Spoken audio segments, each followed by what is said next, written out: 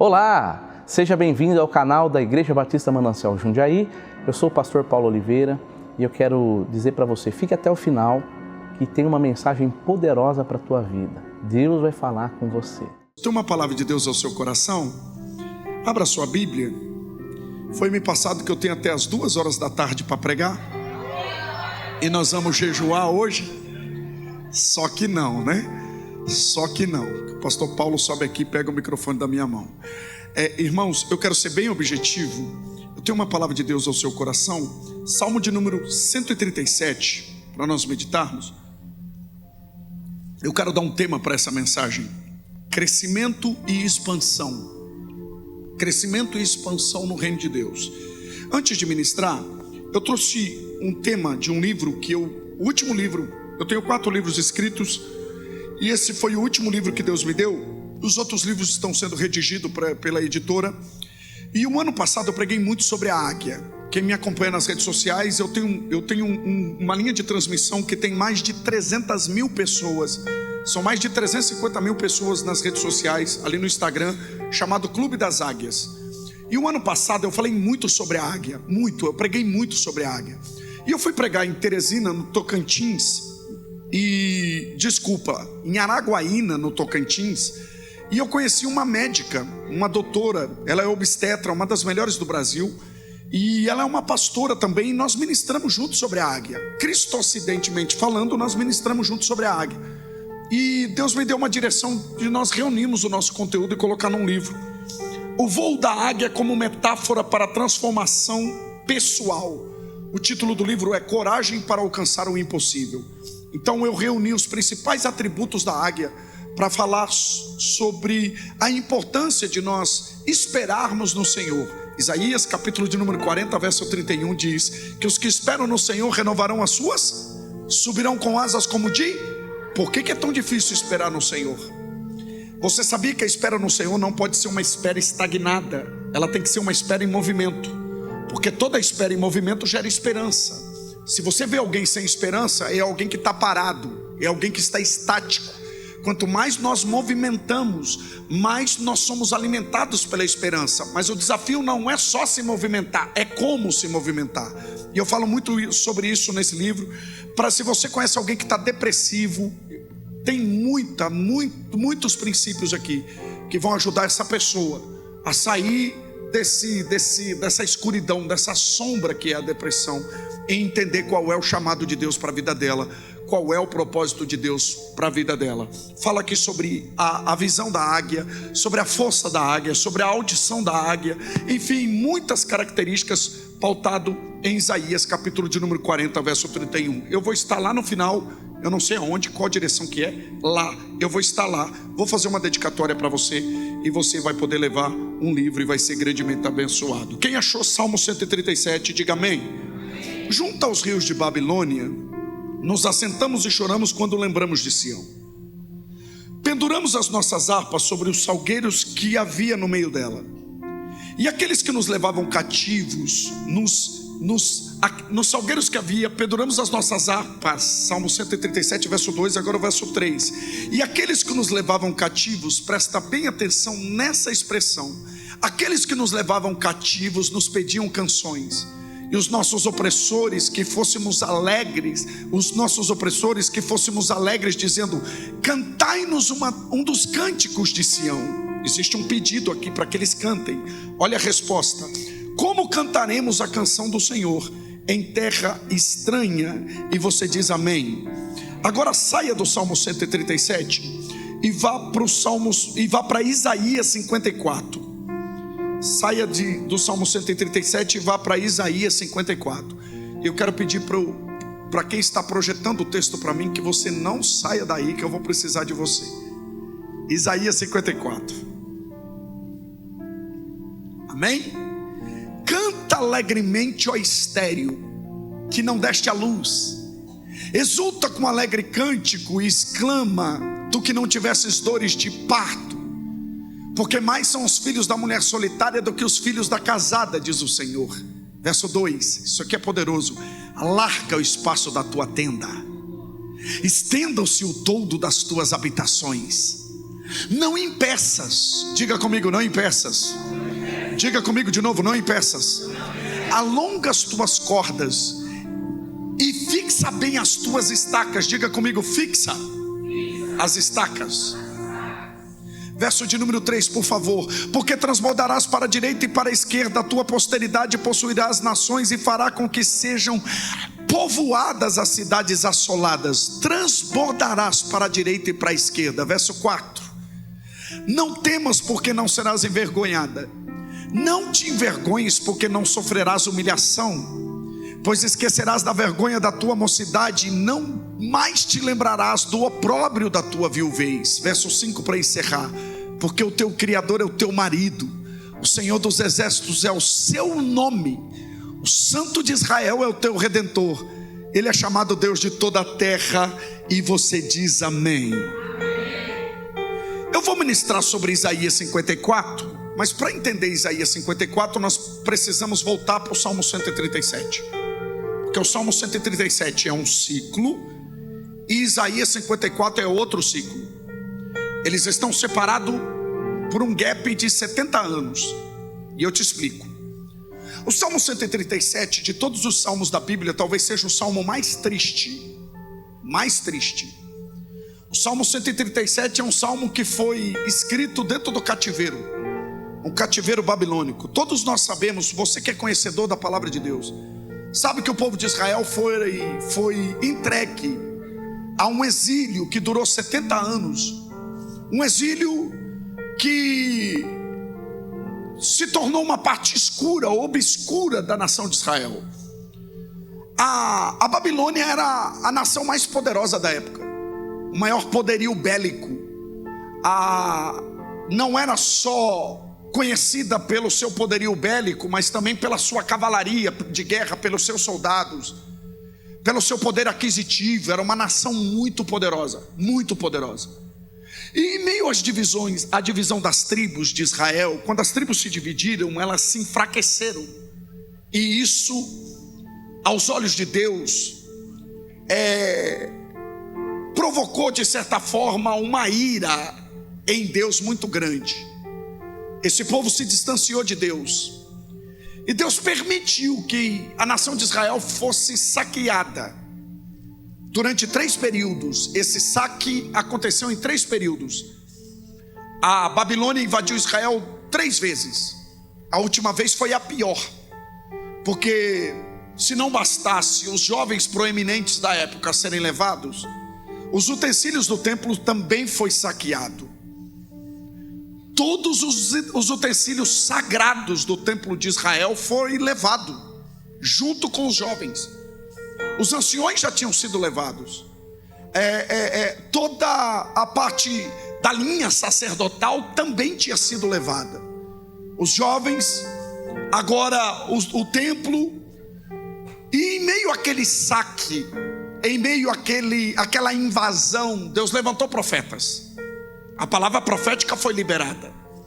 Um dos profetas que se levanta é o profeta Isaías, talvez o mais pontual e cirúrgico dentre todos eles. Isaías levanta com uma palavra profética muito pontual para a época, uma palavra de exortação e de despertamento. A palavra de Deus na boca de Isaías era um alerta, mas o povo não ouvia. Isaías falava para o povo não ir para o exílio, e o povo caminhava a passos largos para o exílio. E todos nós sabemos que onde a palavra profética é negligenciada, o povo se corrompe. Onde a palavra profética deixa de ser ouvida, o povo se corrompe. E exatamente isso aconteceu. Exatamente isso. E Jeremias entrou em crise, tanto que ele escreveu Lamentações capítulo de número 3, retratando como estava a sua alma. Jeremias estava muito triste, passou por um momento de crise existencial tão grande, a ponto de culpar Deus por tudo que estava acontecendo. Ele mesmo disse: Senhor, a tua palavra na minha boca se tornou uma vergonha. Eu falo, esse povo não me ouve. O Senhor me colocou como flecha de emboscada. O Senhor me transpassou os meus rins. Se você ler depois capítulo de número 3 de Lamentações, você vai ver as palavras que Jeremias usa. Tamanha era a dor, tamanha era a crise existencial, tamanho era a depressão que ele estava passando. Porque ele falava, imagina você, alertar alguém que você ama acerca de um perigo e esse alguém não te ouvir. Imagina você sentar com alguém que você ama e você falar sobre algo que está para acontecer e essa pessoa simplesmente te ignorar, simplesmente culpar você pelo alerta que você está dando a ela. Como que você fica? Esse foi o sentimento de Jeremias. E o sentimento de Jeremias era maior: Deus está me usando e ninguém está me ouvindo. Deus está me usando e todos estão me rejeitando. Essa dor foi muito profunda. Só que mesmo assim Deus permitiu. E tudo que Deus permite, Deus usa. Diga comigo: tudo que Deus permite, Deus usa. E Deus usou o cativeiro para tratar com essa nação. 70 anos em um período negro, tenebroso. E o Salmo 137 foi escrito exatamente nesse tempo. Segundo o historiador Flávio Joséfo, o Salmo 137 fora escrito aproximadamente no 20º ano de escravidão. Aproximadamente 20 anos de escravidão havia se passado quando o compositor escreve o Salmo 137. E olha que salmo terrível. Olha que salmo terrível. Se puder colocar para mim, Salmo 137. Junto aos rios de Babilônia nos assentamos, às margens do rio da Babilônia, nos assentamos e choramos, lembrando de Sião. Eles estão às margens do rio, lembrando de como eles eram felizes, lembrando de como era bom o tempo em Jerusalém. Eles estão aqui arrependidos. O choro aqui é um choro de arrependimento. Por que nós não ouvimos os conselhos? Por que nós não ouvimos os profetas? Por que nós não ouvimos o alerta de Deus? O sentimento aqui é um sentimento total de arrependimento, porque aquilo que eles negligenciaram aconteceram. O mal nos sobreveio. É mais ou menos assim. Olha o verso de número 2, que talvez é o versículo mais triste dentro do salmo mais triste. Eles dizem assim: nos salgueiros que havia naquele lugar, nós penduramos as nossas harpas. Eu te explico por que esse salmo aqui é muito triste. O povo de Israel não era conhecido pelo seu material bélico, pelo arsenal de guerra, pela sua cavalaria, pelos seus bons soldados, por ser um povo de guerra, pelas suas batalhas, pelas suas vitórias. Não, o povo de Israel não era conhecido nem pelas suas finanças, nem pelo ouro, nem pela prata, nada. O que revelava a identidade desse povo era a sua devoção ao seu Deus. O povo de Israel era conhecido pela adoração. E Deus confirmou essa mensagem no meu coração ali, porque a palavra que a gente mais ouviu no púlpito essa manhã foi o quê? Adoração. Adore. Porque o povo de Deus é conhecido pelo quê? Pela sua adoração. Naquela época, para você ter uma ideia, o sacerdote levítico acordava pela manhã, ele ia até o altar, tirava a lenha que foi queimada da adoração do dia anterior, pastor Paulo, e colocava a lenha nova. Todas as cinzas, resto de lenha, era feita uma limpeza no altar pela manhã, porque o altar precisava de uma lenha nova. Porque na mentalidade desse povo, a mentalidade desse povo era essa: a adoração do dia anterior serviu para o dia anterior, a adoração de hoje serve para hoje, a adoração de amanhã serve para amanhã. Por quê? Porque todo dia Deus tem uma porção nova. E se todo dia Deus tem um maná novo e uma porção nova, todos os dias nós temos uma adoração nova. Quem tem uma adoração nova essa manhã? Aleluia! Todos os dias era uma nova adoração. A porção de ontem serviu para ontem. Então essa era a missão do sacerdote levítico: deixar o altar preparado para a adoração daquele dia.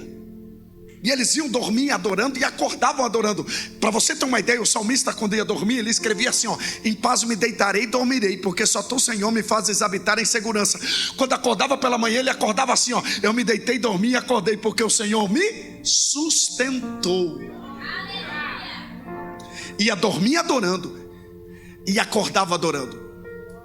Só que agora eles estão dizendo assim: nós penduramos as nossas harpas, a gente abandonou os instrumentos. Isso aqui é tão triste, porque esse povo adorava o tempo todo, até nas peregrinações.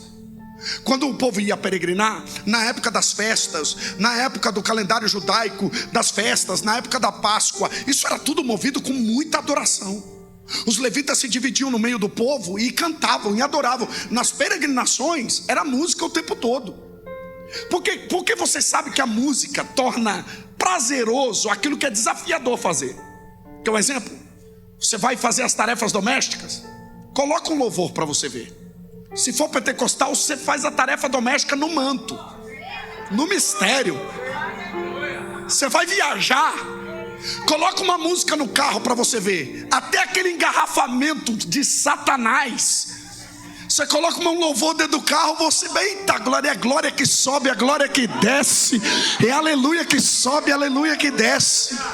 Por quê? Porque a música torna prazeroso, ela libera dopamina. A música ativa o cérebro, ativa a memória. A música, ela torna prazeroso. Então tudo que você faz, por que as academias têm muita música? Porque é difícil, malhar é difícil, cuidar do corpo é difícil, fazer uma caminhada, você coloca um fone de ouvido, você vai fazer uma viagem longa. Às vezes a música gera um bloqueio na sua mente, que você passa por lugares que você nem percebeu. Às vezes eu estou dirigindo e entro em crise, eu passei por um radar, será que eu passei na velocidade certa? Porque eu estou aqui adorando, eu estou aqui na música e nem percebi que eu passei. Meu Deus, se vi a multa eu não lembro. Porque a música gera esse bloqueio na mente. Aquilo que é longo se torna curto, aquilo que é difícil fazer. E por isso, imagina esse povo peregrinando. Imagina um povo que anda no deserto, que anda nos acampamentos, adorando todo o tempo. E agora eles estão dizendo assim, ó: nos salgueiros nós penduramos as nossas harpas. Você consegue imaginar um povo que ia dormir adorando, acordava adorando, passar 70 anos sem cantar uma música? 70 anos, um povo que adorava, que tinha um ministério de adoração chamado Ministério Levítico, que era o tempo todo cantando e compondo canção, dizendo: nós penduramos as nossas harpas. Isso aqui é muito triste, porque o DNA desse povo é a adoração. A adoração está inserida na identidade desse povo. São 70 anos sem fluir na sua identidade.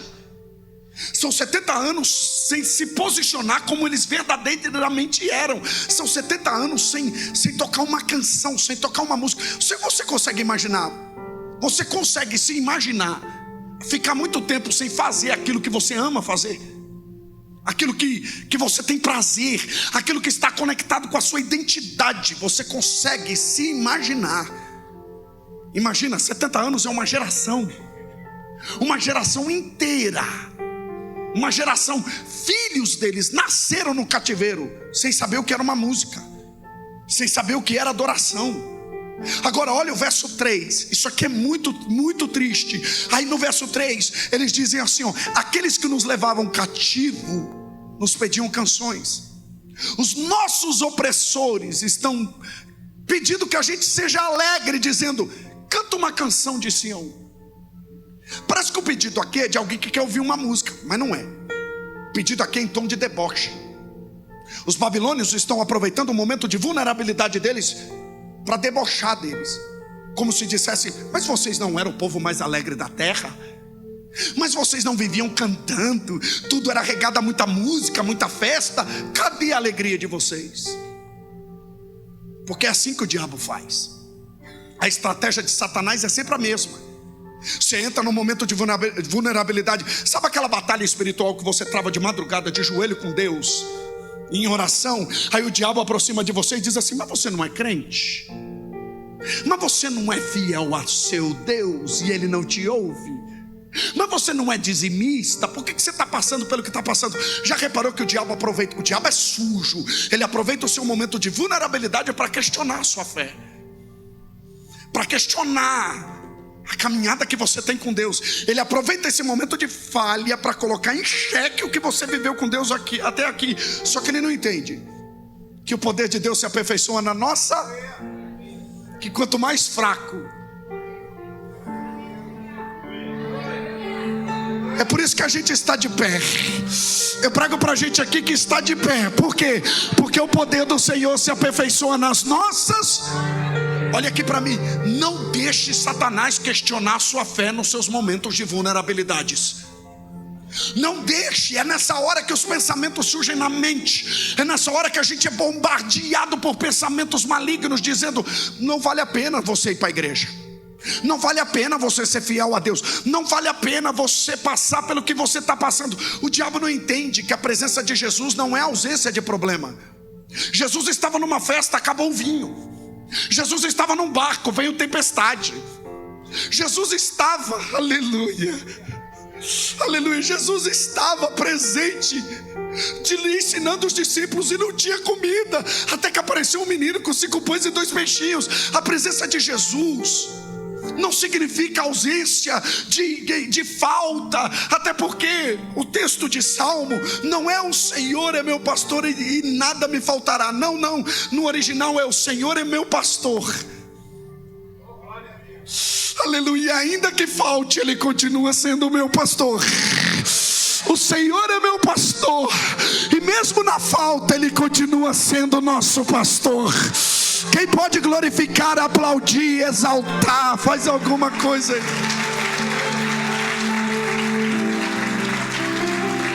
Essa é uma manhã de respostas.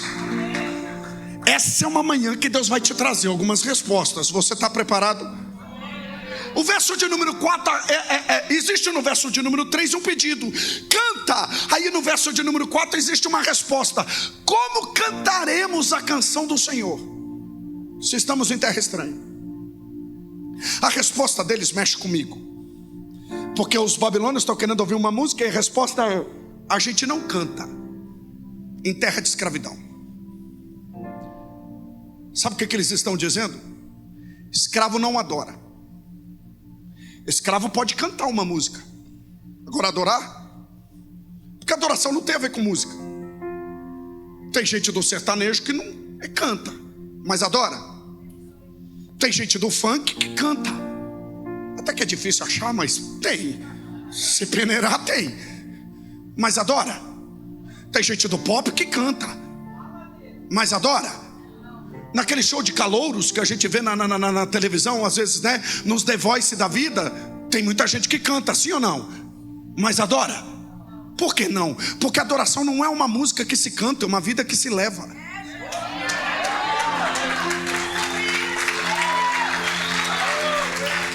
Adoração é um estilo de vida, até porque a gente não canta uma canção, a gente é a canção.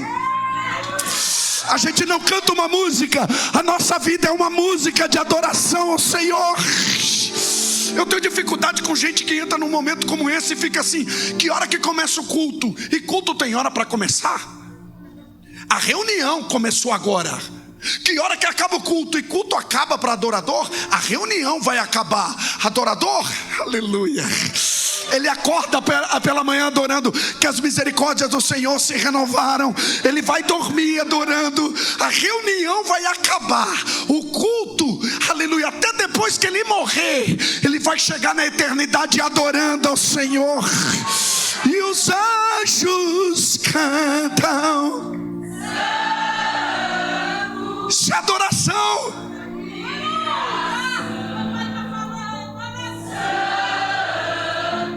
Olha os serafins.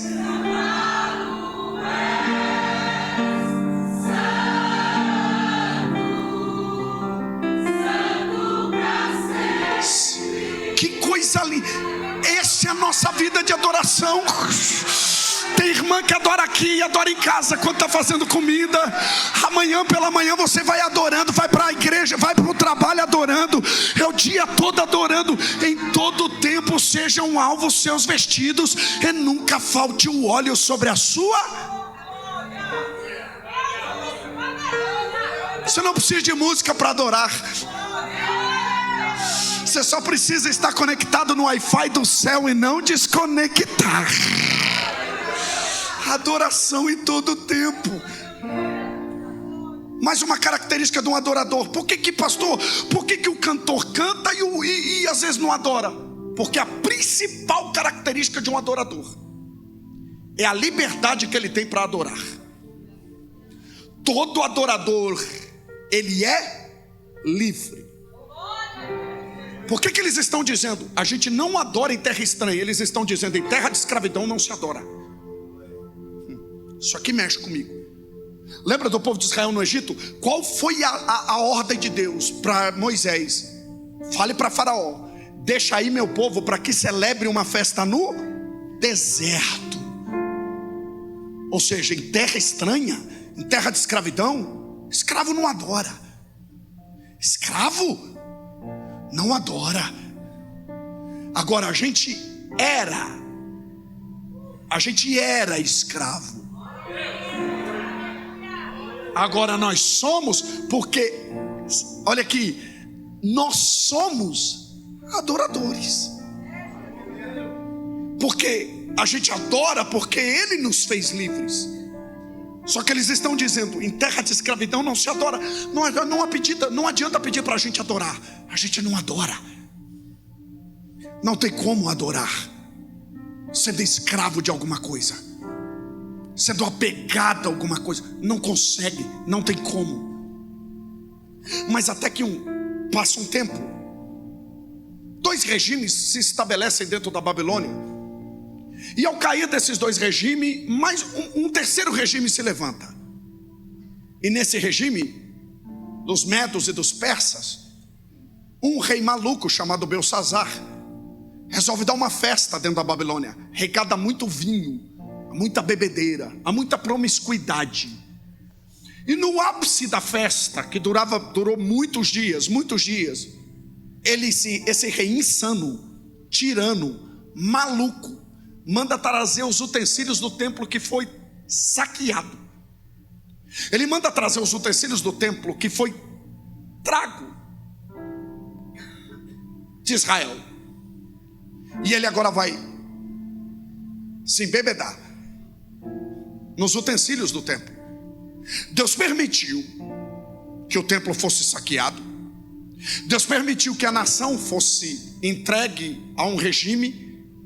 Só que Deus não permitiu que aquilo que era santo fosse profanado.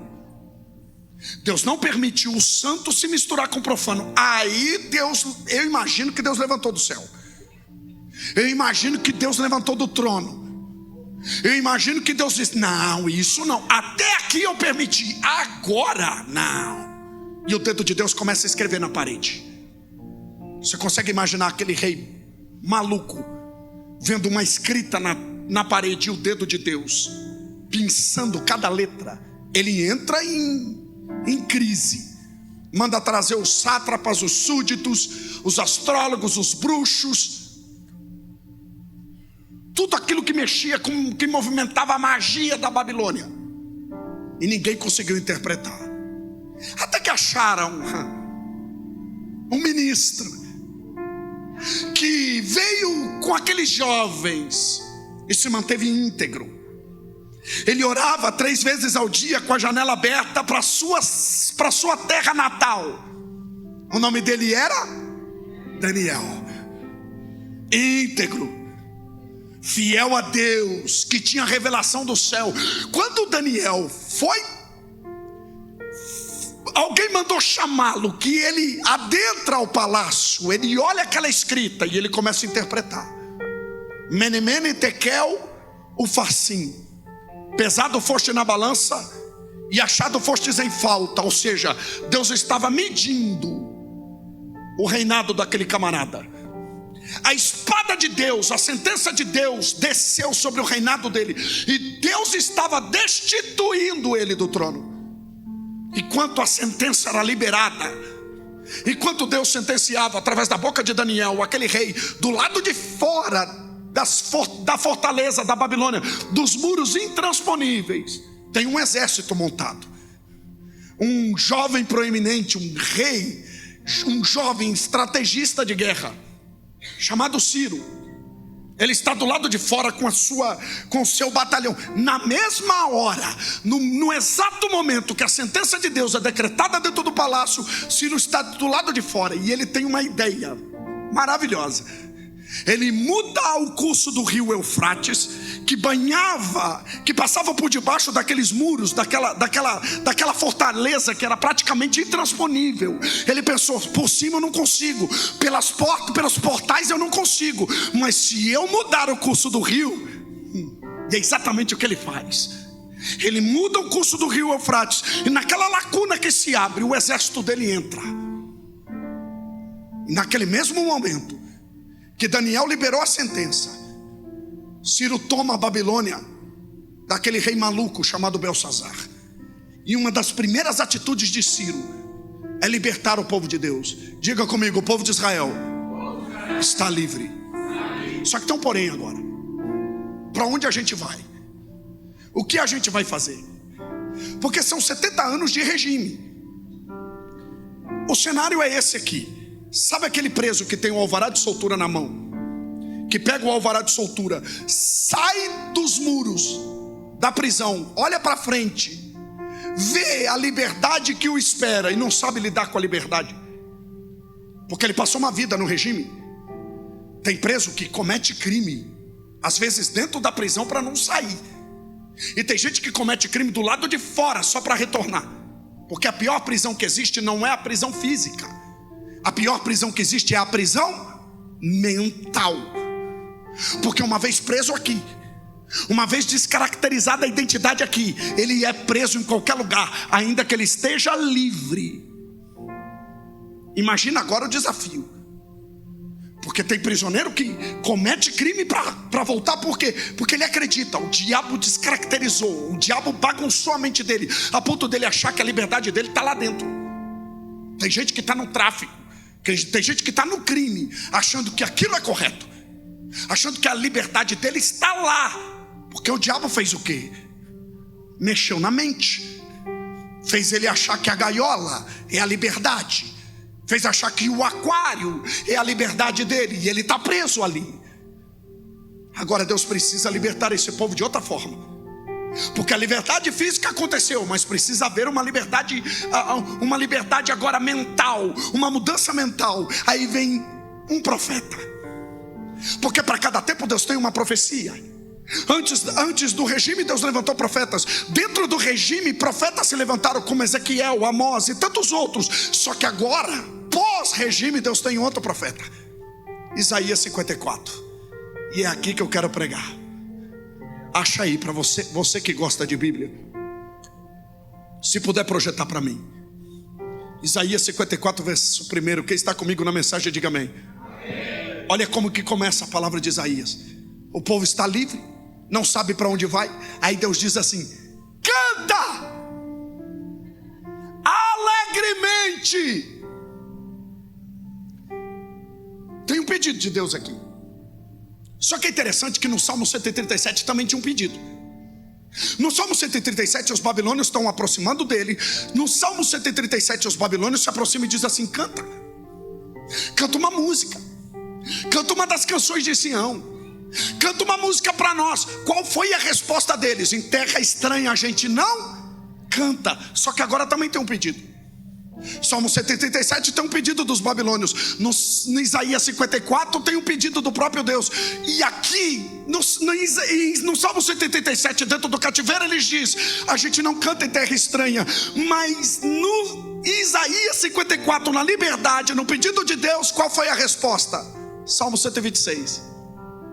Quando o Senhor nos trouxe de volta do cativeiro, estávamos como os que sonham. Então a nossa boca se encheu de riso, a nossa língua de júbilo. E entre as nações se diziam: grandes coisas fez o Senhor por nós, e por isso estamos alegres. Traz-nos de volta, Senhor, traz-nos de volta como torrentes do Negueb. Aquele que leva a preciosa semente andando e chorando voltará sem dúvida, trazendo consigo os seus molhos. Aleluia, eu sinto Deus aqui. Por que no pedido dos babilônios eles não cantaram, mas no pedido de Deus eles cantaram? Porque pedido de quem te aprisiona não pode ser aceito. Agora pega. Eu quero ver da glória a Deus agora. Tem gente que está escravo, porque é dependente emocional daquilo que o escraviza. Vem para a igreja, tem 10 anos de crente, 20 anos, mas não se liberta. Por quê? Porque vive dando resposta para aquilo que o aprisiona. Quer um exemplo? O camarada tem 10, 15 anos que divorciou dela, já casou, está em outro relacionamento, e ela cria uns 10, 15, 20 perfil fake. todo mês criando um perfil escondido nas redes sociais para stalkear, para cuidar da vida do camarada. E está dentro da igreja cantando: eu quero viver algo novo. E Deus olha e diz assim: você não vai. Apegado àquilo que te prende? Nunca. Deixa eu te falar. Servir a Deus é praticar a arte do desapego. Vou repetir. Servir a Deus é praticar a arte do desapego. Sempre que você se apegar a algo, Deus vai dizer: larga. E eu quero ver largar. Existem ciclos que Deus leva a seu coração. Lembra de Abraão? O que Deus disse para Abraão? Sai da tua terra, da tua parentela, para a casa do seu pai. Deus movimenta Abraão. Só que nesse ciclo com Abraão, o que Deus fez? Deus está falando: Abraão, sai daí que eu já levei seu coração. Porque existem momentos que Deus leva o nosso coração, mas existem ciclos que Deus fala: você pega o seu coração e leva. E é aqui que mais dói. É quando Deus fala para a gente pegar o coração e levar. A ordem de Deus para Ló e para sua esposa foi a mesma coisa: sai. Só que Deus não levou o coração dos dois. Eles precisavam levar. E por que a mulher de Ló olhou para trás? Porque o coração dela ficou na cidade.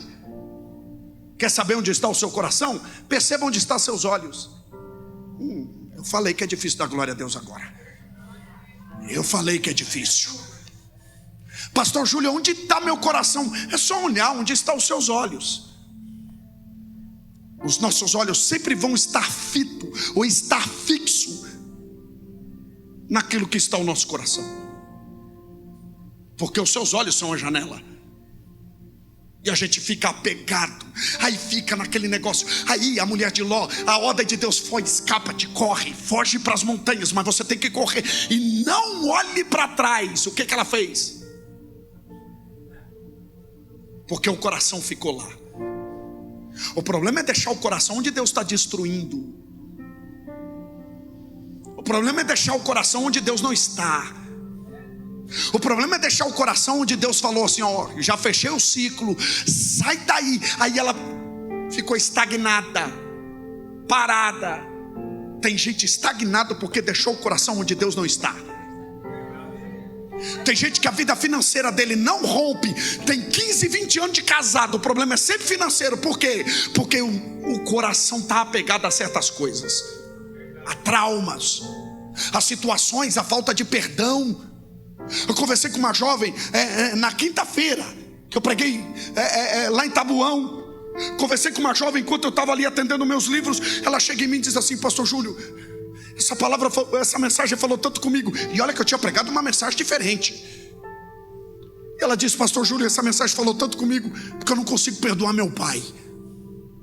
Meu pai traiu a minha mãe há muitos anos, e eu não consigo perdoar o meu pai. E tem mais de 10 anos que eu sirvo a Deus e eu não consigo ser abençoado. Eu falei: então você sabe a resposta. Você sabe a resposta. Porque o problema não é o que fazem com a gente, é o que a gente permite. O homem mais poderoso da terra é aquele que não engole o veneno da ofensa.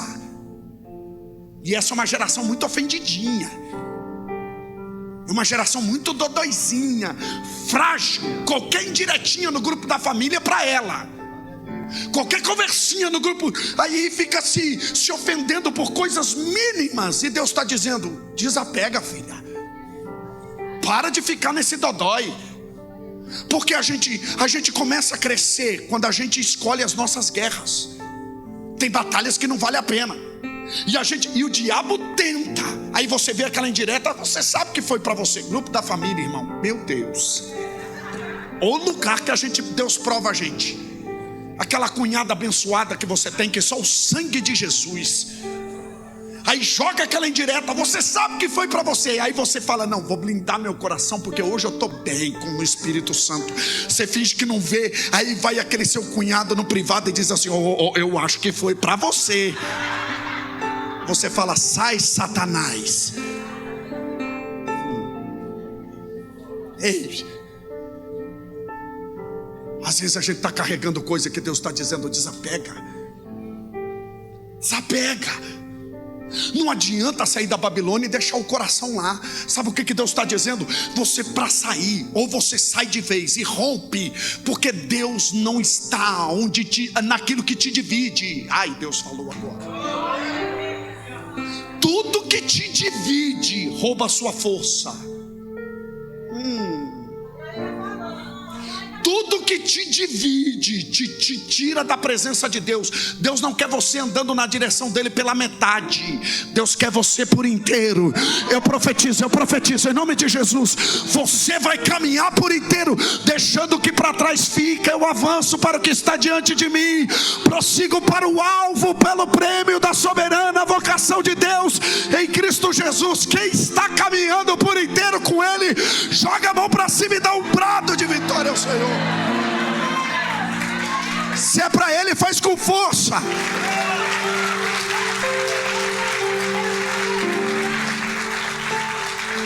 Aleluia. Não se divida.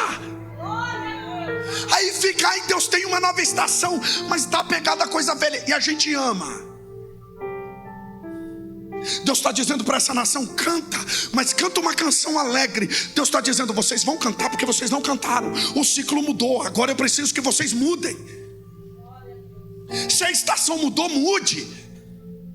Sabe como eu sei que uma casa está em reforma? Quando você passa na frente dela, tem uma caçamba. Você fala: eita, tem reforma aí. Quando você passa na frente dela, vê um morro de entulho. O que você diz? Deus é um mestre de obra perfeito. Pastor Júlio, Deus é mestre de obra? Sim, Paulo escreveu a carta aos Filipenses, capítulo de número 1, verso de número 6. Aquele que começou a boa, ele completa, ele aperfeiçoa. E antes de Deus colocar o que ele precisa colocar, ele vai arrancar. E dói. Quando Deus fala, pega o coração e leva, dependente emocional sofre essa hora. Fechar ciclo, desapegar.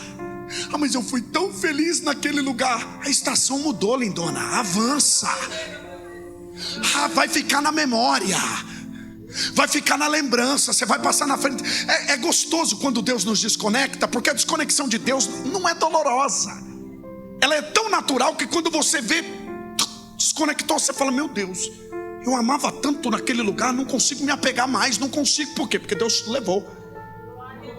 Agora, quando Deus diz, agora você pega o coração e leva, a gente não consegue fazer isso de um dia para o outro. É um processo de desapego, é uma mudança de foco, é uma mudança é uma mudança de direção que a gente precisa viver. E você precisa compreender. A gente cansa de ouvir: Deus não derrama vinho novo em odres velhos. Mas a gente não consegue desapegar do velho. Estou pregando em Feira de Santana. Eu terminei de pregar. Chegou uma irmã e disse assim, no domingo à noite, eu estava indo embora, tinha acabado a conferência. Aí eu estou lá em Feira de Santana, na Bahia. Aí eu terminei de pregar. Uma irmã chegou e disse assim: pastor Júlio, eu estava lá em casa e o Espírito Santo me tocou para dar um presente para sua esposa. Falei: olha, ela vai ficar feliz de ser lembrada. Ela falou assim: pois é, e tá aqui. Aí quando eu olhei em cima das cadeiras, tinha uma sacola enorme. Eu falei: o que tem, irmã? Ela falou assim: um jogo da Tupperware. Falei: ela não vai dormir. Tupperware. E aquilo era uma torre. Falei: isso aqui deve ser mais caro do que, meu Deus, isso aqui é um absurdo. A gente sabe que é um potinho desse tamanho. E tem mulher que se gosta tanto daquilo que se você comer na casa dela, ela não te dá o resto da comida na Tupperware. Você não traz. Sabe aquela carne que sobra para você levar para janta? A sua mãe não te dá, ela te dá no pote de sorvete. Porque se te dá na Tupperware, ela vai ficar a semana toda: traz-me as vasilhas. Não sendo Tupperware, ela já te incomoda, traz as vasilhas. Imagina se for Tupperware, ela vai atrás se você não trouxer. Aí eu montei a torre na cama. Aí liguei para minha esposa. Toda noite antes de dormir a gente conversa. Aí eu estou conversando com ela, falei: amor, você acabou de ganhar um presente. Ela ficou faceira. Virei a câmera. Ela começou a chorar. Falei: um jogo da Tapué, você está chorando por conta do jogo? Ela disse: não, amor, tive uma experiência com Deus essa semana e Deus acabou de me responder. Falei: então me explica. Ela falou assim: eu abri o armário de casa e eu vi tanta vasilha velha que você não faz ideia. Tinha umas vasilhas amarelas, uns potes velhos de tantos anos, e aqui dentro. E ela falou assim: às vezes a gente está guardando coisa velha e nem percebe. Falei: eita, repete isso aí. Ela falou: não, é que às vezes a gente está guardando coisa velha e nem percebe. Falei: E ela diz: quando parece que as vendas dos meus olhos caíram, Deus falou: arranca tudo que é velho, porque eu vou começar a trazer coisas novas para o seu armário. Sabe o que o Espírito Santo me disse naquela experiência que eu vivi com ela? Às vezes o novo de Deus não vem porque não tem espaço. Seu guarda-roupa é um guarda-roupa. Gente, olha aqui, gente com mentalidade velha, apegada a coisa de, sabe, gente apegada à Babilônia. É gente que acumula. Eu sei que tem roupa que você não usa, mas você gosta de ver ali pendurado no cabide. Aquele terno de risco de risco de giz que tem 10 anos que não usa mais. Saiu da moda e você gosta de ver e você fala: a moda vai voltar. O pior é quando a gente fala: quando eu tiver aquele corpinho eu ainda vou caber aí dentro. Aí você fica apegado àquele negócio e está orando para querer viver um tempo novo com Deus. Quanto mais você acumula coisa velha aqui, mais prova que o seu coração é um acúmulo de coisa velha. Quer ver como está o seu coração? Olhe para o que você está guardando. Aí está lá o marido, a esposa está doida para matar ele, porque o quarto da ferramenta é o quarto do acúmulo de lixo. Cimento empedrado da reforma de 10 anos atrás. E ele está dizendo: esse Votorantim ainda vai servir. Está empedrado esse negócio, molhou. Aí está lá com mangueira, cabo de não sei o que. A mulher entra lá, fica doida com ela. Ela sai: não, eu vou sair daqui, porque se eu ficar... Aí tem dia que ele some, e aí começa a sumir umas camisas. Ele olha, o sogro está usando a camisa. Aí ele olha lá, a cunhada apareceu com, não sei, o sobrinho com tênis. Ele fala: mas como? Aí ela olha e diz: estou tirando o que é velho, porque Deus vai trazer coisa nova. Olha aqui para mim, olha aqui para mim. Coisa velha junta bicho, junta mofo. Deus não tem compromisso com coisas velhas. Pastor Paulo, prepara o bazar. Deus vai renovar seu guarda-roupa. Repita aí. Não, eu vou repetir. É para guardar no seu espírito. Levanta a mão para receber. Eu quero pedir só para as mulheres com as mãos para cima primeiro. Eu profetizo: aleluia, aleluia. Emoções novas, novidade de vida nas suas emoções, novidade de vida na sua chamada, na sua caminhada, no seu ministério. Autoridade de Deus para tirar o que é velho da vida dos seus filhos. Autoridade de Deus para tirar o que é velho da sua casa. Não vai juntar cobra, escorpião, não vai juntar mofo na sua casa. Deus vai usar você para tirar. Aleluia. Cadê os homens? As mãos para cima, só os homens. Eu profetizo novidade de vida sobre o seu sacerdócio. Eu profetizo o melhor de Deus sobre as suas finanças, sobre as suas decisões, sobre a direção que virá de Deus. Eu profetizo coisas novas no seu guarda-roupa, camisas novas, sapatos novos, emoções novas, novidade no seu casamento, no seu relacionamento com a sua esposa, na paternidade com seus filhos. Vem um tempo de novidade de Deus sobre as nossas vidas. Esse é o ano do novo de Deus. Aleluia. Se é para Ele, faça melhor. Aleluia. Olha para esse irmão que está do seu lado, e se for esposa, olha nos olhos dela, diga assim: quer o novo de Deus? Arruma espaço. Eita. Esse domingo promete. Esse domingo promete. Aleluia, aleluia. Essa semana vai ser uma semana de coisas velhas que vão sair. Os entulhos vão ser retirados. Canta, canta. Deus tem uma canção nova. Deus tem uma música nova. Deus vai colocar uma canção nova nos seus lábios. Quem pode dar um brado de vitória ao Senhor? Aleluia, ainda bem que eu vim, Jesus. Eu precisava disso. Aleluia. Canta alegremente. Coloca o texto para mim, vamos continuar. Canta alegremente, ó estéril. Diga comigo, estéril. Por que Deus está tratando essa nação como estéril? Porque foram 70 anos sem gerar nada. 70 anos de cativeiro sem gerar nada. Aí vem Deus e diz assim: canta. Irmãos, olha aqui para mim. Você pedir para uma mulher grávida cantar é fácil. Você pedir para uma mulher que está para dar à luz, se não tiver uma canção, ela compõe. Você pedir para um empresário que acabou de abrir uma empresa cantar. Você pedir para alguém que acabou de adquirir uma conquista, acabou de pisar na terra da promessa.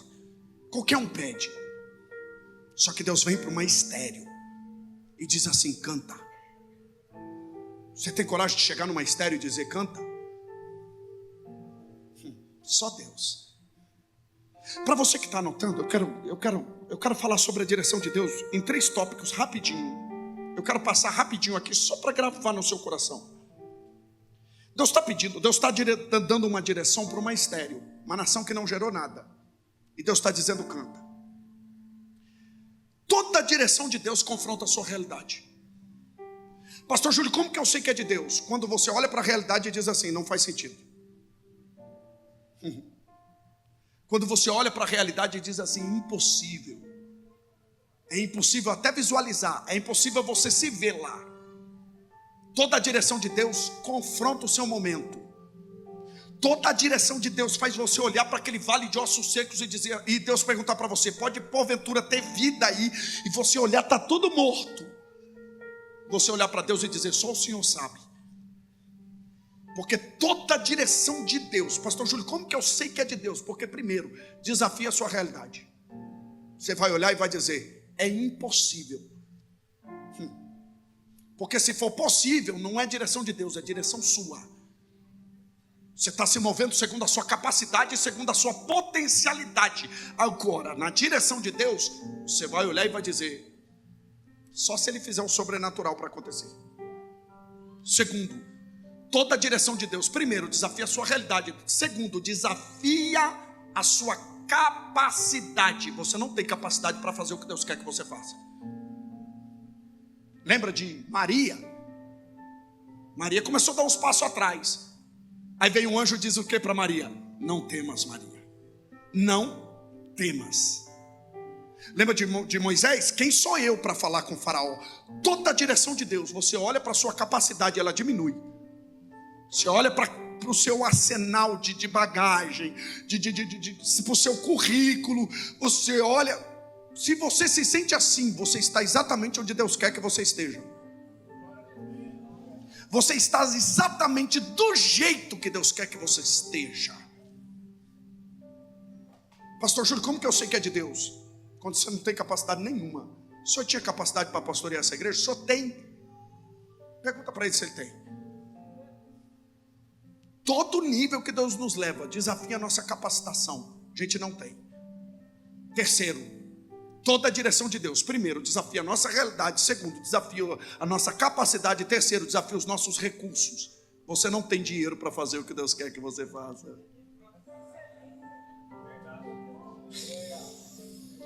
Oh Deus, pastor Júlio, não tenho dinheiro. Deus me deu uma direção, não tenho dinheiro para fazer o que Deus quer que eu faça. Hashtag tamo junto. Bem-vindo ao clube. Porque quando Deus te dá uma direção, você não tem dinheiro. E fala isso para alguém que é de exatas. Para alguém que é de humanas, é até mais fácil. Mas para alguém que é de exatas, sabe aquela pessoa que é muito correta com números? As contas tá no imã da geladeira. Ela olha lá, tá a conta de luz, conta de água, internet. Sabe, ele chega para trabalhar na segunda-feira, ele abre o notebook, tá no post-it. Todos os compromissos da semana, tá no calendário, tá no bloco de notas, tá notificação. Ele leva tudo ao pé da letra. Ele não, sabe, ele é muito correto. Aí vem Deus e diz assim: investe. Aí você fala que sem dinheiro, investe. Aí você entra em crise. Tá todo mundo mudando de ramo, mudando de nicho. Tá todo mundo indo para cá. Deus fala: você não, você vai para lá. Tá todo mundo dizendo: o mercado tá apontando para lá. E vem Deus e diz: você não sai do seu lugar. Isaac está olhando para Deus e falando assim: Deus, eu vou para o Egito, meu pai ganhou muito dinheiro, meu pai prosperou no Egito, tem fome aqui. Aí Deus fala: você não sai daí, você fica. Aí você entra em crise. Está todo mundo ganhando dinheiro lá, e Deus fala: você é aqui. Quero ver ser macho, para se sujeitar, para submeter. Está todo mundo trocando de ramo. Aí está todo mundo mudando o layout da loja. Está todo mundo mudando o mercado. Está tudo apontando. Você vai fazer. Deus fecha seu coração e diz: você não. Você não, Timóteo. Quem é bom de Bíblia? Você não, Timóteo. Você não. Você não anda segundo a minha vontade. Você não anda segundo a minha direção. Mas Deus não tem mais nem menos. Se sujeita. Mas para cada não que você dá para as propostas, são milhares de sim que Deus dá para você. Toda a direção de Deus desafia o seu recurso. Você não tem dinheiro, você não tem. Eu falei que seria uma manhã de resposta. Eu estava conversando com o pastor Paulo falou assim: pastor Júlio, pela manhã só vai vir os crentes de verdade, não que a noite não venha, mas pela manhã o desafio é maior. Falei: é exatamente. Quem veio, Deus não fala com quem está ausente. Deus fala com quem está. Deus trouxe você aqui porque seria uma manhã de respostas. Eu não tenho dinheiro. Você está exatamente do jeito que Deus quer que você esteja.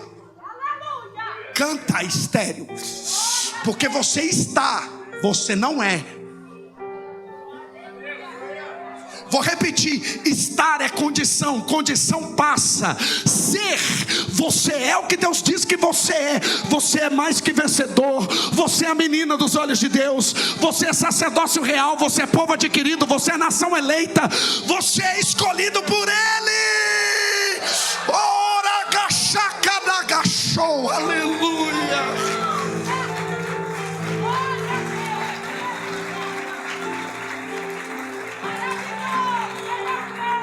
Por que, pastor Júlio? Por que me fala? Por que Deus desafia? Porque Deus quer que você tenha um nível de fé que você ainda não tem. Deus vai levar você a um nível de fé que você ainda não tem.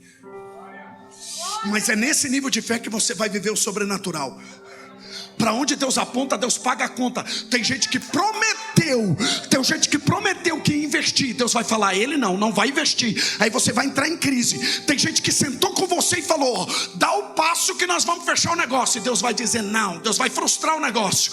Só que Deus vai trazer gente de longe, gente que você menos espera, gente que você olha e fala assim: é impossível. E Deus está dizendo: é impossível, mas eu faço.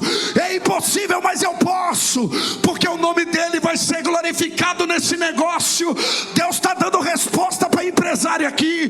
Deus está dando resposta para quem é CLT. Deus está dando resposta para quem caminha na direção dele. Não tenho dinheiro. Bem-vindo ao clube, tamo junto. Você vai ligar para o seu gerente, ele não vai te oferecer dinheiro. Por quê, pastor Júlio? Porque o dinheiro não vem antes da direção. Deus não deu uma conta bancária para Noé e depois deu o projeto. Deus primeiro deu o projeto. Deus não falou para Pedro: vai e pesca a moeda. Deus falou: pesca o peixe. O peixe é o propósito. A moeda está dentro do propósito. Por quê? Porque Deus não fala para você assim: ó, toma dinheiro e se movimenta. Não, Deus fala: se movimenta que o recurso vai vir. Cada passo que você dá, Deus começa a financiar. Um passo que você dá, Deus fala, vai para Sarepta. Aí você dá um passo, o corvo começa a te alimentar. Você dá mais um passo, o riacho, o ribeiro tem água. Aí o ribeiro seca, você entra em crise e Deus fala, se movimenta que tem uma viúva te esperando. Se movimenta que tem, aleluia, que a farinha na panela não vai faltar. Se movimenta que tem provisão. Para onde você vai, o provedor já está lá. Aleluia. Quando Deus te dá uma direção, é porque Ele já foi na sua frente.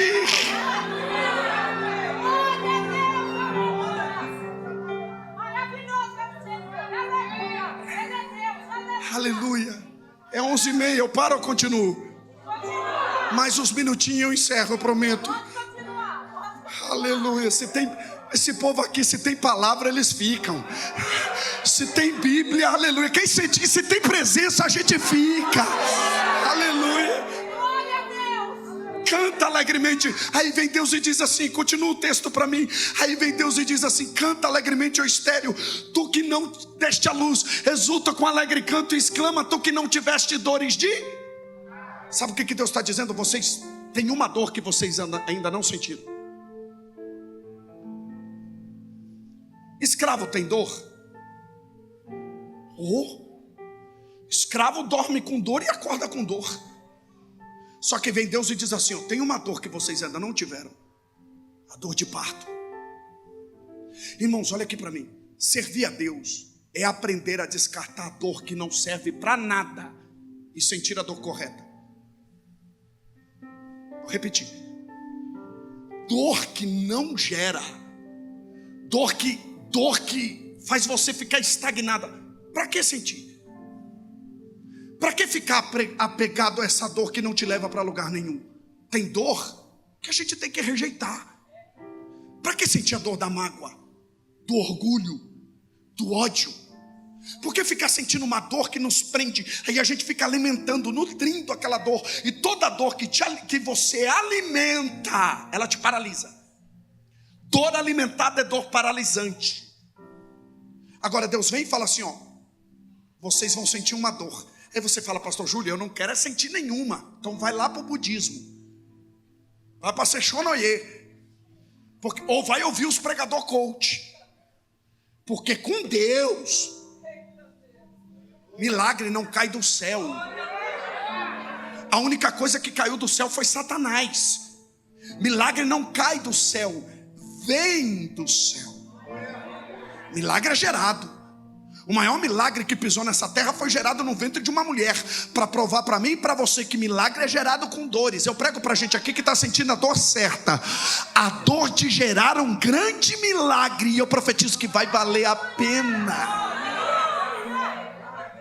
Descarta as dores. Ei, descarta as dores do passado.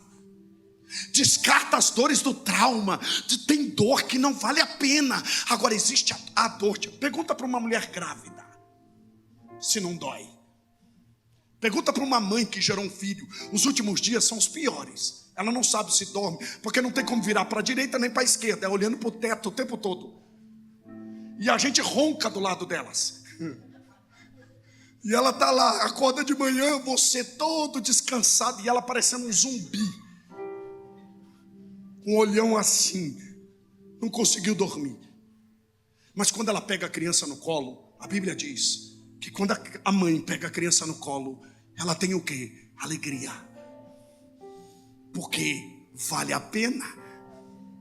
Deus quer que você sinta a dor que vale a pena. Servir a Deus é sentir a dor correta. Sentir a Deus é abdicar das dores que te aprisionam, dores que te paralisam. Elas precisam ser rejeitadas. Você precisa selecionar todas as dores que você sentiu até agora e começar a descartar, uma por uma. Eu descarto essa dor. Eu descarto essa dor. Você começa a se desligar das dores que não te levam para lugar nenhum. Aí você foca na dor correta. A dor de gerar um milagre. Porque vocês ainda não tiveram dor de parto. Deus está dizendo para essa nação. Deus está dizendo, tem uma dor que vocês precisam sentir. E Deus continua dizendo, porque mais são os filhos da mulher solitária do que os filhos da casada, diz o Senhor. Sabe o que Deus está dizendo aqui? Essa nação ficou solitária durante 70 anos.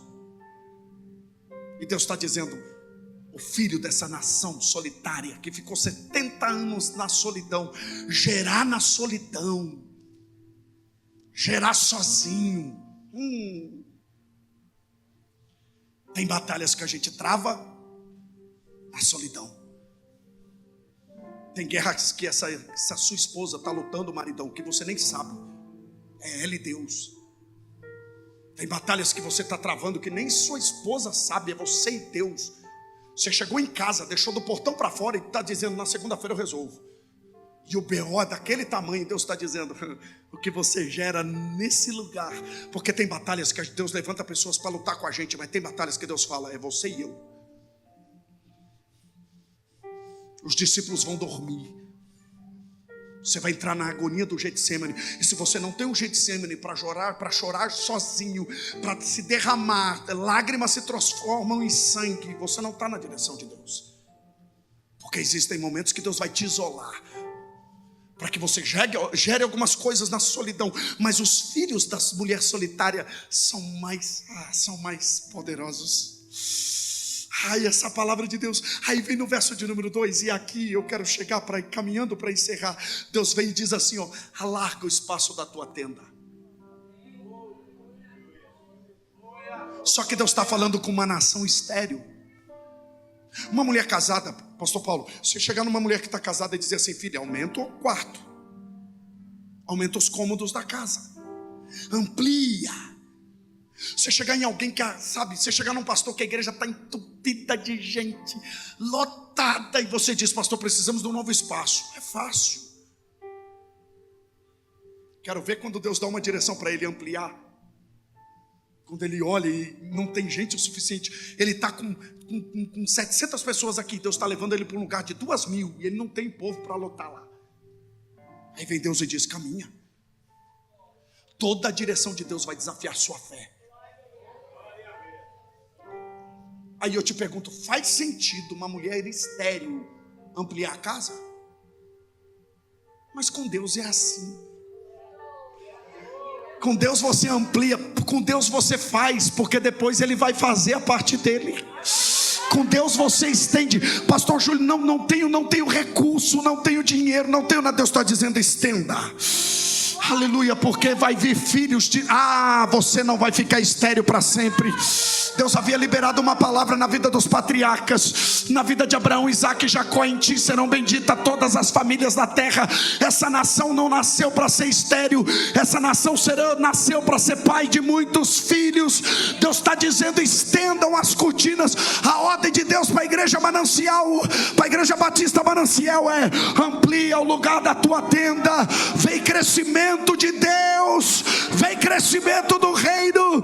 Quem pode glorificar, aplaudir, exaltar, faz. E eu caminho para encerrar agora de fato. Mas há uma ordem de Deus aqui, pastor. Diga comigo, não em peças. Diga comigo, não em peças. Alonga as tuas cordas, mas não em peças. Tem gente que está impedindo o crescimento de Deus. Deus está dizendo assim, pastor Paulo, não atrapalhe. Mas pastor Júlio, pode um homem atrapalhar o que Deus tem para fazer? Pode. Se eu estiver mal posicionado, eu atrapalho o que Deus tem para fazer na minha vida. Se eu estiver mal posicionado, eu atrapalho o que Deus tem para fazer na vida dos meus filhos. Quer um exemplo? Aquela mãe está lá pela manhã, acordou num domingo pela manhã, está preparando o almoço, a filha acorda e diz assim, mãe, sonhei com meu passaporte carimbado por muitas nações, eu viajava, só porque a mãe nunca entrou dentro do avião. A mãe olha para a filha e diz, você vai para onde? Deixa de ser besta, tá maluca, tá dormindo de barriga cheia, vai para onde? Está atrapalhando ou não está o que Deus tem para fazer? E se aquele sonho foi Deus que deu para aquela criança? Aí aquela criança acorda e diz assim, pai, eu vi meu jaleco, eu vi meu CRM, eu vi meu consultório. Aí o pai olha e diz, você vai fazer medicina com o quê? Você está maluco, nós não temos dinheiro, deixa de ser besta, sonha com alguma coisa dentro da sua realidade. E se aquele sonho foi Deus que deu? Porque todo sonho que vem de Deus, o recurso vem dele. Se nasceu no coração de Deus, o recurso vai vir dele. Por que Jacó não questionou o sonho de José? Quem questionou foi os irmãos. Jacó investiu no sonho de José. Jacó investiu em José a ponto de dar uma túnica para ele. Por quê? Porque Jacó sonhou. Jacó um dia colocou a cabeça numa pedra, num deserto, achou uma pedra, fez de travesseiro, uma escadaria desceu do céu, o anjo subiu e desciam. Deus apareceu no topo da escada e disse assim: Jacó, essa terra que você está vai ser sua e dos seus filhos. Jacó sonhou no deserto, para tempos mais tarde José sonhar dentro de casa. Porque tem pais que sonham no deserto para os filhos sonharem dentro de casa. Porque tem gente sonhando no meio da crise para os filhos sonharem em tempo de bonança. Não, eu profetizo. Você vai ver os seus filhos sonharem em lugares altos. Eu profetizo em nome de Jesus que eles irão mais longe do que você. E eu creio nessa palavra. Pais curados geram filhos curados. Isso é uma mensagem para você assistir de novo depois. Isso é uma mensagem para você pegar o link e mandar para alguém. Tem gente doente impedindo o crescimento de gente que está ao seu redor. Gente com mente fechada, com a mentalidade errada, atrapalhando. Deus quer fazer os filhos crescerem, viver algo poderoso, e ele está lá. Joquebede não impediu o crescimento de Moisés. Moisés ficou 3 meses dentro de casa. Quando ela viu que Moisés cresceu, o que ela fez?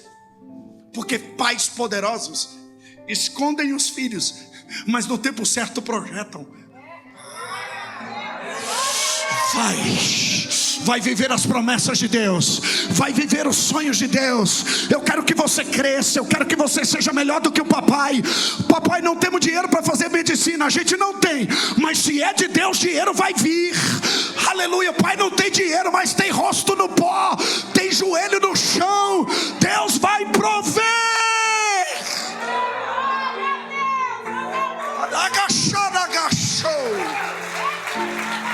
Aí eu cito Deus aqui. Eu tenho uma palavra de Deus para você, filho, para você, filha. Não calcule o projeto de Deus na sua vida com as finanças da terra.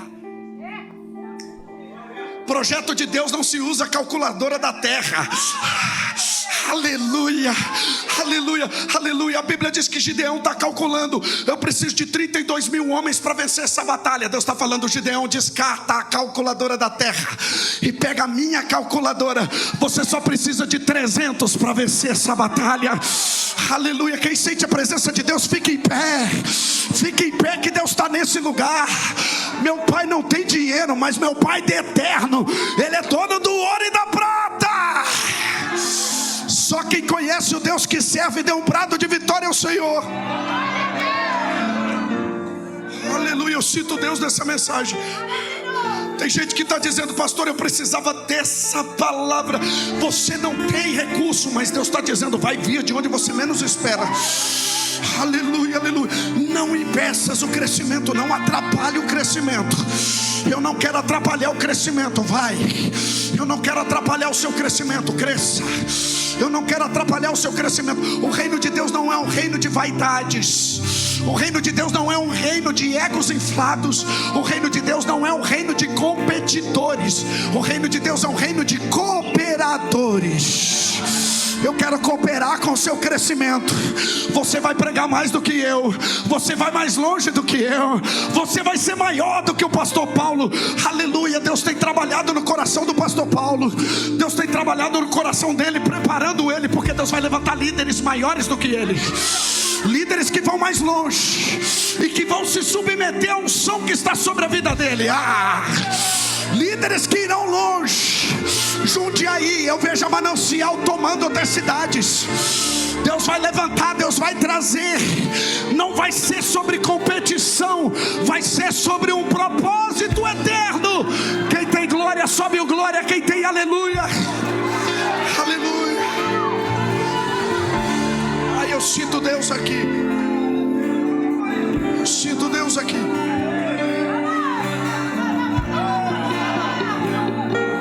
Sinto Deus aqui. Cadê os jovens solteiros? Eles estão aqui. Eu quero todos os jovens solteiros aqui na frente. Deus manda eu orar por você. Aleluia, todos os solteiros, todos aqui. Eu não faço isso, Deus mandou agora. O Senhor me libera, pastor Paulo. Todos os jovens solteiros. Eu vejo um batalhão de jovens aqui na Manancial, na Batista Manancial, um batalhão de jovens. Venha, você que é solteiro, vem. Deus vai levantar empresários. Deus vai levantar todos os solteiros aqui. Começa a colocar sua vocação diante de Deus. Começa a colocar seu projeto diante de Deus.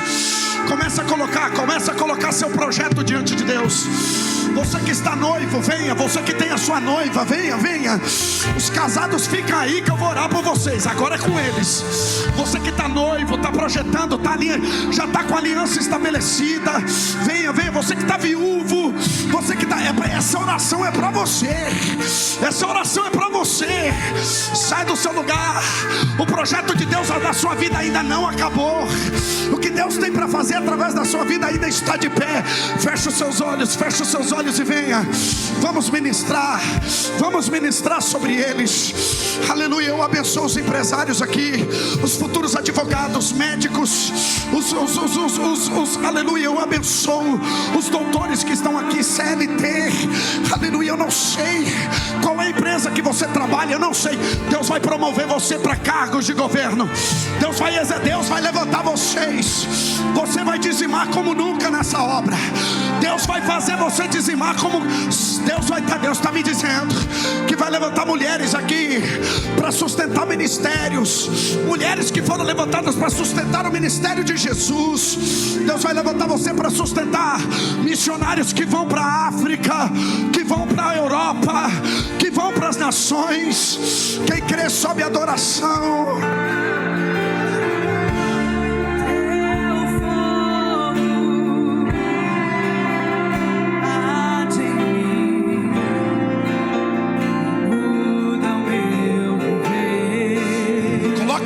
O seu projeto agora, coloca. Ele está de pé no trono.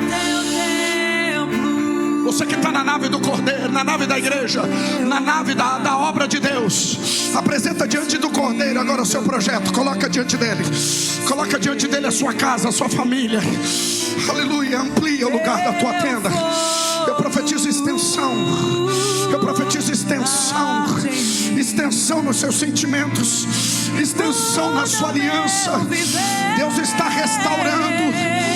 Não, você não vai não. O divórcio não vai paralisar você. O abandono não vai parar você. Você é querida dele. Você é a princesa dele. Você é noiva do Cordeiro. Você é amada por ele. Deus está resgatando a sua autoestima, mulher. Deus está resgatando a sua autoestima, filha. Deus está resgatando a sua autoestima, filha. O abandono te pegou.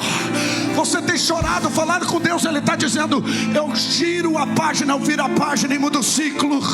Eu mudo as estações. Ai, dê glória a Deus que essa manhã é uma manhã poderosa. Honrado com os lábios, os corações esquecidos. Pois de que vale ter as poesias mais lindas, as harmonias mais brilhantes, se não há verdade em nós? Pois de que vale ter tudo e não ter nada? Te dar meus lábios, não minha alma. Eu quero me entregar a ti, entregar minha vida como adoração. Não vale a pena só me emocionar e buscar as canções mais lindas pra cantar. Abençoado. Se eu não for uma canção, vai, profeta, profetiza. Vai, profeta, profetiza. Vai, profeta, profetiza. Deus está usando os seus profetas. Aleluia. Se eu não for uma canção que alegra a ti, se o meu coração não rima por ti. Deus colocou um projeto. Cadê sua mãe? Está aqui. Vem cá, mamãe. Cadê o papai? Está aqui. Essa é uma princesa escolhida por Deus. Ela foi consagrada no ventre. Estenda a mão sobre ela. Nações. Deus tem trabalhado no coração de vocês. É uma pastora. É uma pastora de nações. Arde as missões da vida dela. Ela queima por nações. Ela sonha com isso. E Deus está dizendo que te conhece, filha. Conheço o seu gemido. Em muitos lugares que pisam como turista, Deus vai te levar, aleluia, para deixar a mensagem do reino. E você tem dito: eu abro mão dos projetos, eu abro mão de tudo. Aleluia, aleluia. Ela não tem recurso, ela não tem dinheiro para viver o que Deus quer que ela viva. E quando eu preguei essa manhã sobre que Deus financia projetos, o coração dela queimou naquele lugar. E ela está crendo, ela tem uma fé maior que a fé dos pais. A fé dos pais é grande, mas a dela é maior. E Deus está dizendo que essa casa é apostólica. Essa casa é apostólica. Essa casa é pastoral. Receba, receba. Deus te ungiu, filha, e você irá longe. Ele está te dando estrutura. Você é águia, assim diz o Senhor. Ei, pois de que vale ter as harmonias mais brilhantes, se não há verdade em nós? Pois de que vale ter tudo e não ter nada? Te dá meus lábios, não minha alma. Eu quero me entregar a ti, entregar minha vida como adoração. Não vale a pena só me emocionar. Sinto Deus aqui. Sinto Deus aqui. Ela conta os anos de vida dela e não acredita que ainda está de pé. Ela achou que iria embora antes, mas Deus tem sustentado ela. Médicos já deram diagnósticos, mas ela se mantém de pé porque existe uma fé sobre essa mulher. Os cabelos brancos refletem a fé de uma mulher. Ai, Deus. Aleluia. Deus visitou ela em vários momentos sozinha. Deus está dizendo para você, filha, você ainda vai viver alguns anos. O seu tempo não acabou. Continua servindo a minha obra. Eu tenho agradado eu tenho agradado da sua devoção. Eu tenho agradado da sua entrega. Não pare. O seu sacrifício tem subido como um cheiro, um bom perfume ao meu trono. Pessoas têm olhado você e têm dito: eu tenho aprendido com você, mas você se sente tão pequena. O seu testemunho de vida vai impactar muitas vidas ainda. Você não está só. Eu te sustento com a minha destra, assim diz o Senhor dos Exércitos. Arderá sobre o altar, continuamente sobre o altar, e não se apagará, não se apagará. E o fogo arderá sobre o altar, continuamente sobre o altar, e não se apagará, e não se apagará. E o fogo arderá sobre o altar, continuamente sobre o altar, e não se apagará, não se apagará. O fogo arderá sobre o altar, continuamente sobre o altar, e não se apagará, e não se apagará, não. O fogo arderá sobre o altar, continuamente sobre o altar, e não se apagará. Estenda as mãos para cá. Senhor, coloca essas vidas nas tuas mãos. Eu coloco essa casa apostólica, essa casa pastoral nas tuas mãos. Eu coloco, Senhor, a vida dos teus filhos nas tuas mãos. Eu coloco, Senhor, a vida dos teus filhos que vieram ao altar. Eu profetizo não recomeço, eu profetizo novos começos. Eu profetizo, Senhor, tendas, tendas, tendas, tendas. Você que está aí na nave do templo, receba tendas alargadas, cortinas estendidas. Deus vai ampliar. Por quê? Porque você vai transbordar. Vem um transbordo da parte de Deus sobre a sua vida nos próximos dias. Marque essa data, marque esse culto que você vai testificar. Aquela manhã Deus mudou a minha vida, Deus mudou minha história, Deus mudou o meu cativeiro. Quem recebe essa palavra, celebre. Eu te abençoo em nome de Jesus. Eu te abençoo em nome de Jesus. Seja abençoado em nome de Jesus. Seja abençoado em nome de Jesus.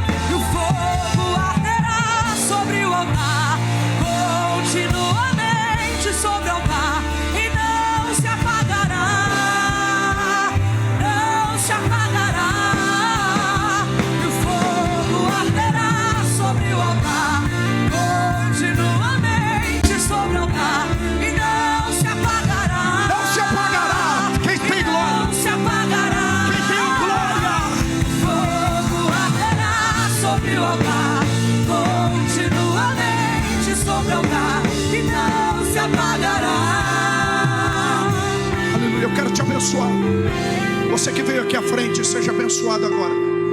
Receba a expansão de Deus sobre a sua vida. Receba a expansão de Deus sobre os seus projetos. Receba a expansão de Deus para que você conviva as promessas que Ele tem para a sua vida. Receba a expansão de Deus nos seus sentimentos, nas suas emoções. Receba a expansão na sua mentalidade. Aleluia, eu profetizo em nome de Jesus. Você tomará posse de todas as promessas que Deus tem para a sua vida. Se você crer, volte para o seu lugar celebrando. Glorifica, exalte. A igreja aplauda, glorifica, celebra. Se é para Ele, mais forte, mais forte. Que mensagem poderosa!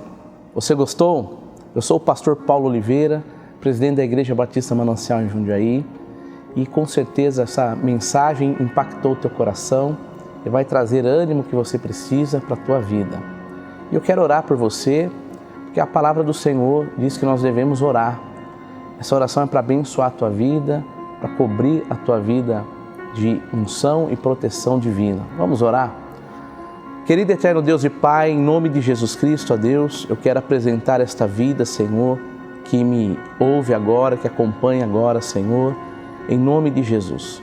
Pai querido, fortalece com a tua unção, meu Deus, edifica pelo poder da tua palavra, pelo teu Espírito Santo, Senhor, guarda esta vida poderosamente, Senhor, dê o ânimo, Senhor, que ela precisa, dê a força que ela precisa, ó Pai, o entendimento que ela precisa, Senhor, para o dia a dia. Continua, Senhor, guardando, continua, Senhor, protegendo, continua, ó Deus, direcionando para a glória do teu santo nome. Deus, e em nome de Jesus, Senhor, eu oro abençoando esta vida, em nome de Jesus. Amém e amém. Amém? Que Deus abençoe a tua vida, que as ricas graças do Senhor te cubram, que a unção do céu esteja sobre a tua vida. Deus te abençoe em nome de Jesus.